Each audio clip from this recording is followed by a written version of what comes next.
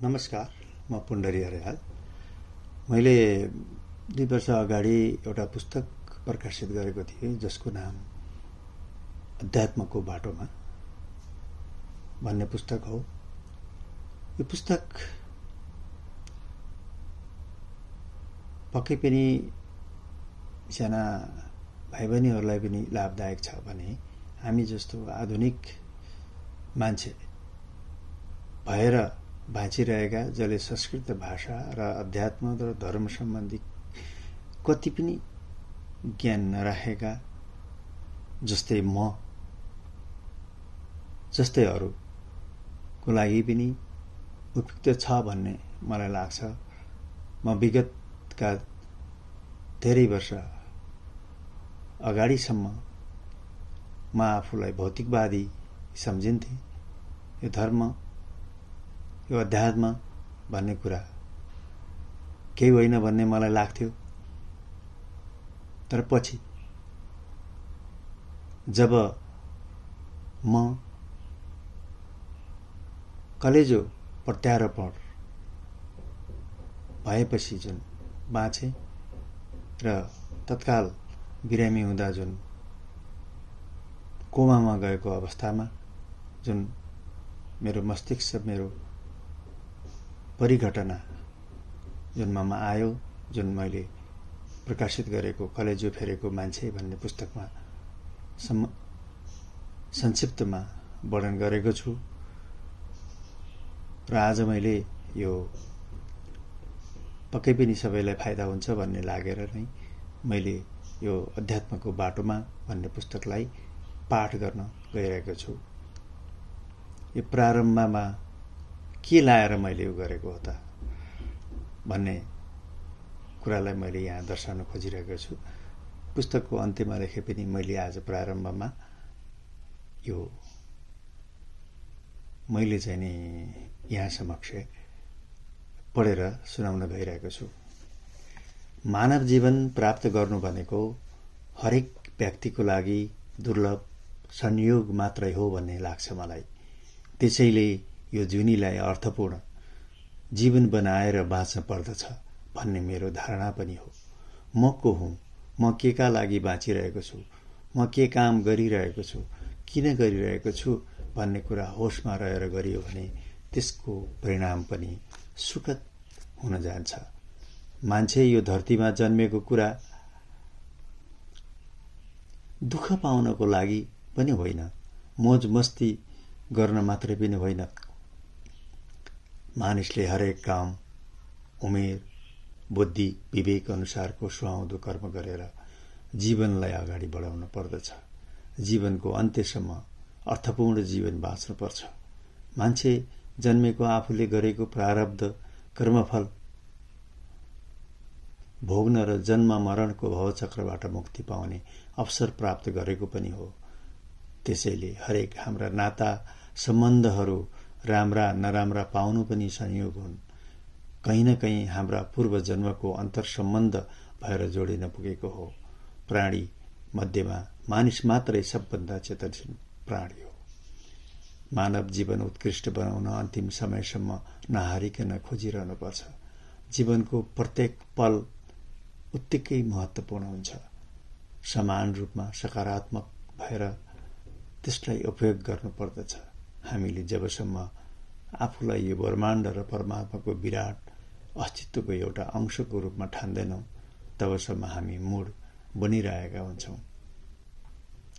जबसम्म हामी आत्मा परमात्माका सामिप्यको अनुभूति गर्न सक्दैनौं, तबसम्म विराट ब्रह्माण्डको, जीवनको र जगतको अस्तित्वको बारेमा अनुभूति र ज्ञान आर्जन गर्न पनि सक्दैनौं। त्यसैले मानिसले यस अस्तित्वको खोजी गर्न आवश्यक छ। कयौं योगीहरूले जीवन समाप्त गरेर यो विराट स्वरूप अस्तित्व बोध गर्न सफल भएका छन्।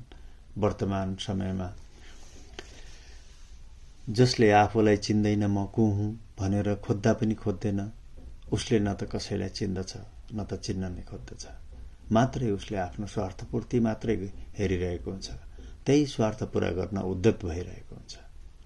हरेक बाहिरी आवरणमा देखिने एक चीज हुन्छ भने भित्र अर्कै चीज हुन्छ।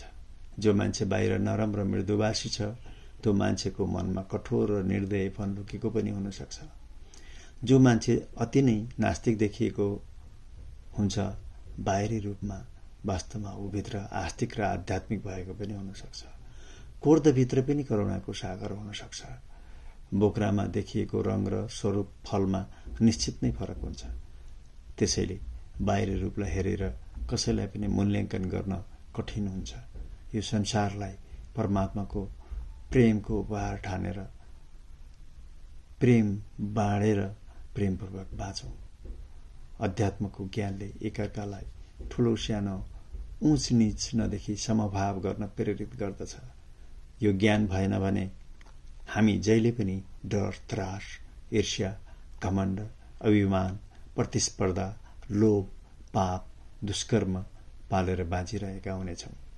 हामी भित्रको अज्ञानताले लाभ हानिको हिसाब किताब लिएर मात्रै व्यवहार गर्नेछौं। सात्विक आहार विहार गर्दै शरीर शुद्धि, आत्मशुद्धि, आफ्ना विचारलाई सकारात्मक भाव पैदा गर्दै आफ्ना कर्महरूलाई परमात्मालाई अर्पण गर्दै साक्षी भावले व्यवहार गर्न अध्यात्मले प्रेरित गर्दछ।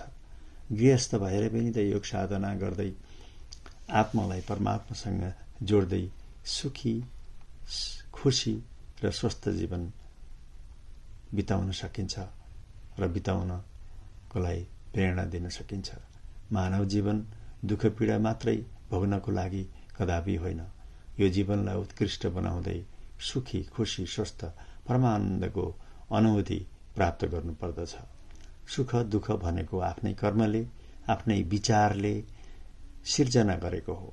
जब आत्मज्ञान प्राप्त हुन्छ तब कुन कर्मले कस्तो फल पाउँदैछु भन्ने आभास पहिले ज्ञान हुन थाल्छ र त्यो कठिन दुःख कष्टलाई टार्न सजिलै सकिन्छ। अध्यात्मको बारेमा बुझ्न खोजेको अवस्थामा मैले सर्वप्रथम भगवत गीतालाई बुझ्ने कोशिश गरेँ। खप्तर स्वामीका विचार विज्ञान र धर्म विज्ञानलाई अध्ययन गरेँ। पण्डित यदुनाथ गेवालीको ज्ञानकुञ्जलाई मनन गरेँ। रजनीश ओशोका थुप्रै प्रवचन सुने। स्वामी विकासानन्दका थुप्रै प्रवचन सुने। जीवन विज्ञानको युट्युबबाट प्रसारित प्रवचन सुने। केही अनलाइनका बाट सिक्न र बुझ्न पाए। यो पुस्तकको रेफरेन्स ज्ञान यिनैबाट लिएको हो। मैले आफ्नो वेब पेजमा अध्यात्मको बाटोको कोलम बनाएर लेख्दै जाँदा पुस्तक बन्न गएको महसुस गरेँ। सायद यो पुस्तक भौतिक जगतमा भौतारिएर पद पैसाका लागि जे पनि गर्न पछि नपर्ने संस्कार भइरहेको अवस्थामा नैतिकता, अनुशासन, धर्मको व्याख्या, सही व्याख्या, धर्म र आध्यात्मिक ज्ञानको सही मूल्याङ्कन गरी परिवार, समाज, देशका लागि योगदान पुर्याउन सकिन्छ कि भन्ने मलाई लाग्यो। र एउटा हिन्दू परिवारमा जन्मेको मान्छेले कमसेकम यति मात्र बुझे पनि त धेरै हुने थियो भन्ने मलाई लाग्यो। देशमा धर्म, नैतिकता, अनुशासनको खडेरी लागेको र हाम्रो शिक्षामा धार्मिक, पारिवारिक, नैतिक शिक्षाको अभाव छ। कुनै शैक्षिक संस्थामा पढाइँदैन। मैले जे जति बुझेँ आफ्नै सरल भाषामा लेखेको छु। यदि यो पुस्तकले समाजलाई अलिकति पनि फाइदा हुन पुग्यो भने म धन्य हुने थिएँ। यो अध्यात्मको पुस्तक छाप्न अभिप्रेरित गर्ने बाल राधाकृष्ण काफ्ले, श्री रुद्र गेवाली, चैतन्य कृष्ण, साहित्यकार नीलम निहारिका, माधव गौतम, व्याकरण सहयोग गर्ने कवि कृष्णशरण उपाध्यायज्यू तथा प्रकाशकलाई हार्दिक धन्यवाद टक्राउन चाहन्छु। जय होस्। म पुण्डरी अर्याल।